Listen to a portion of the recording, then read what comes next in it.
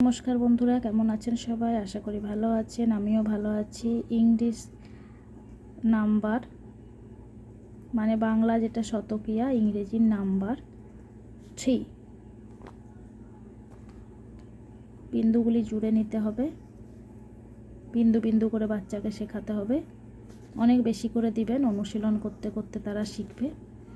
আমাদের কাছে 3 বা 1 2 যে কোনো লেখাটাই ইজি মনে হলো, বাচ্চার কাছে মোটেও ইজি নয়। তাই বাচ্চার ওপর চাপ প্রয়োগ না করে ভালোভাবে বুঝিয়ে তাকে লেখাতে হবে।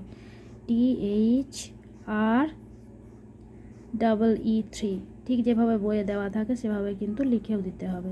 প্রথমে ক্যাপিটালে লিখে তারপর স্মল লেটার লিখতে হবে। THREE3